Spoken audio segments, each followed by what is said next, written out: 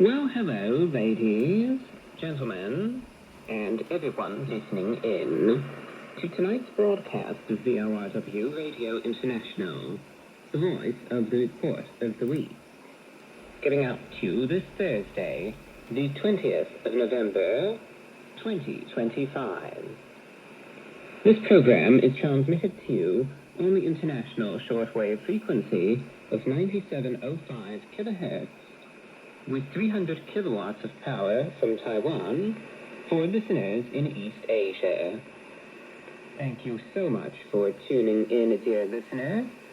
Hope everyone out there tuned in right now is feeling and doing all right, and I wish you good reception conditions. Before we get into the program itself, there are two brief points that I would like to establish first.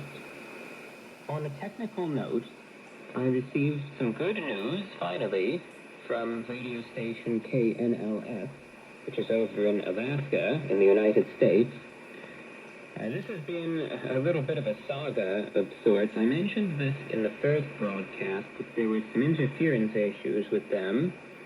As it turned out, there really wasn't as much interference as was feared, but either way, it was something that was still trying to be worked out.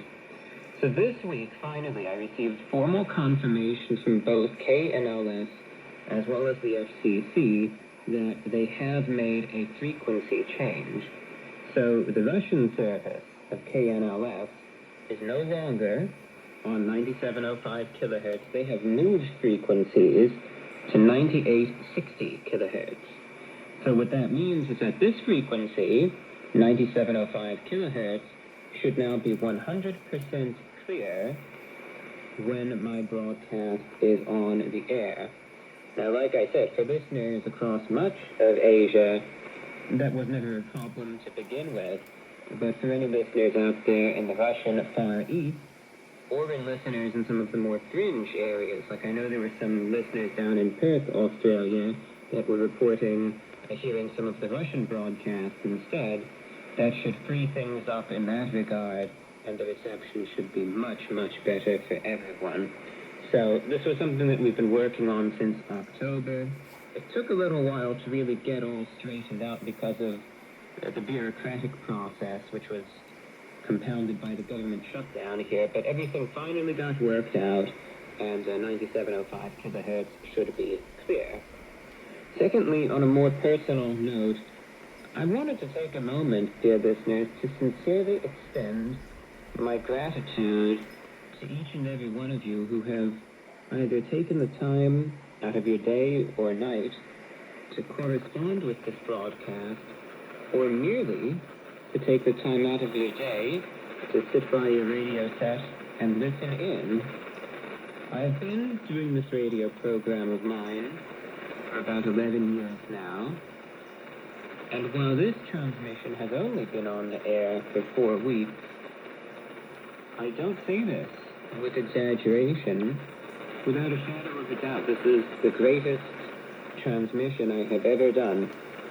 And there's a reason, a very simple reason why I say that. Because of you, the listener. And all of the wonderful feedback that has come in from listeners around the world. It's truly touching to see the vast variety of listeners all over East Asia and beyond that hear this broadcast every Thursday evening.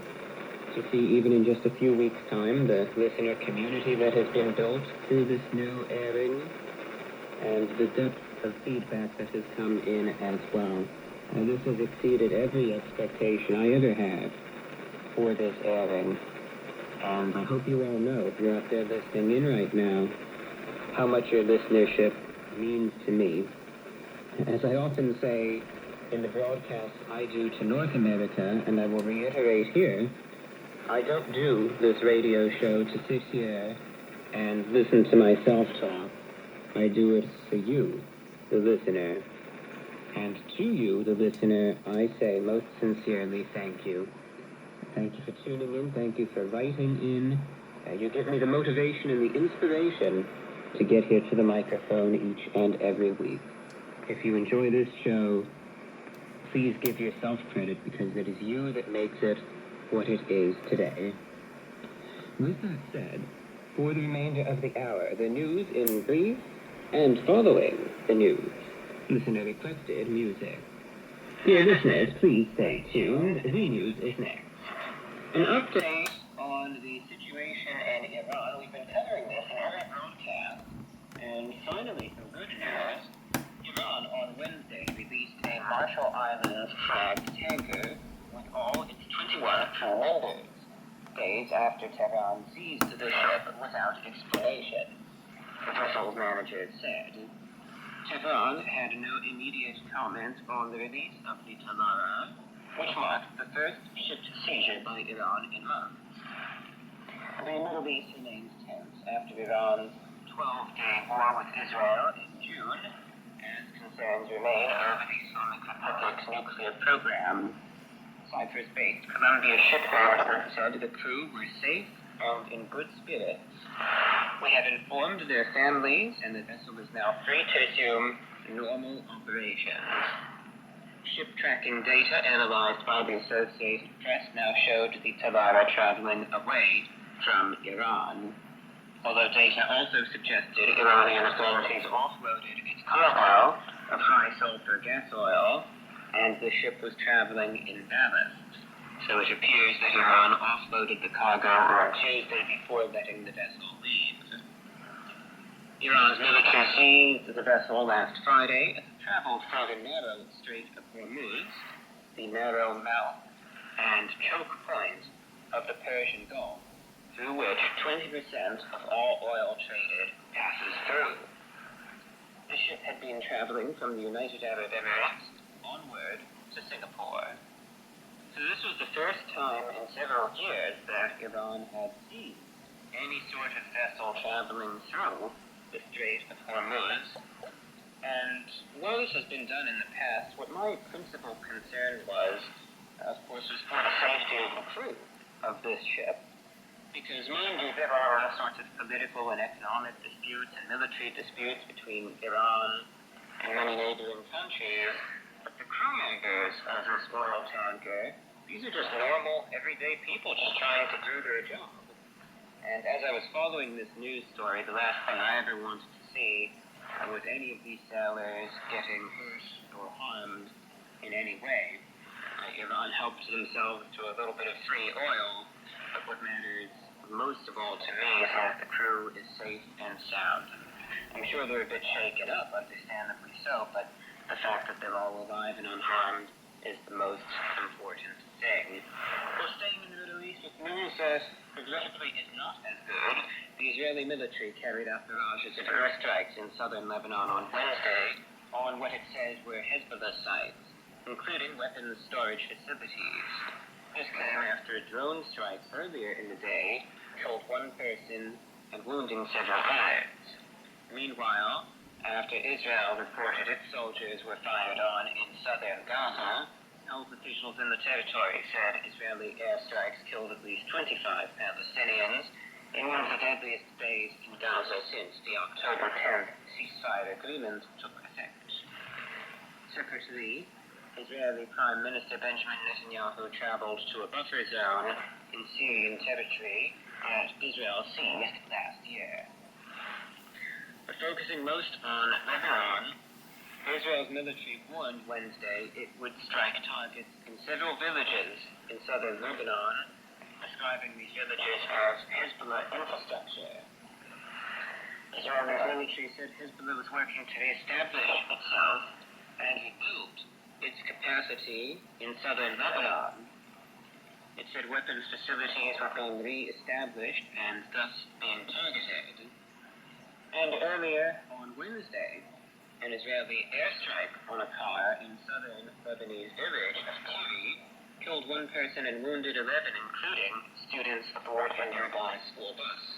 The Lebanese Health Ministry and state-run national news agency said the school bus was passing near the car that was hit in the airstrike. Moving next to Indonesia. Indonesia's Mount Semeru, the highest peak on Java Island, has erupted on Wednesday, blanketing several villages with falling ash prompting evacuations and local authorities to raise the alert to the highest level. Mount Semeru in East Java province unleashed searing clouds of hot ash and a mixture of rock, lava, and gas, known as a pyroclastic flow, that traveled 7 kilometers down its slopes several times from midday to dusk, while the thick column of hot clouds rose 2 kilometers into the air, Indonesia's geology agency said in a statement. The eruptions that unfolded throughout the day forced authorities to raise the volcano's alert level twice, from the third highest level to the highest. No casualties have been reported. More than 300 residents in the 3 villages most at risk in the district of Lumajang were evacuated to government shelters. This according to the National Disaster Mitigation Agency's spokesperson, Abdul Mahari. He said, increasing activity of the volcano on Wednesday afternoon prompted authorities to widen the danger zone to 8 kilometers from the crater. People were advised to keep away from an area along the Besuk-Kobokan River, which is the path of the lava flow as searing gas flowed down Semeru's slopes. Videos on social media showed a dense cloud of ash sweeping through a forested valley to said river beneath a bridge. Residents, seen with faces smeared with volcanic dust, fled to temporary shelters or left for other safe areas.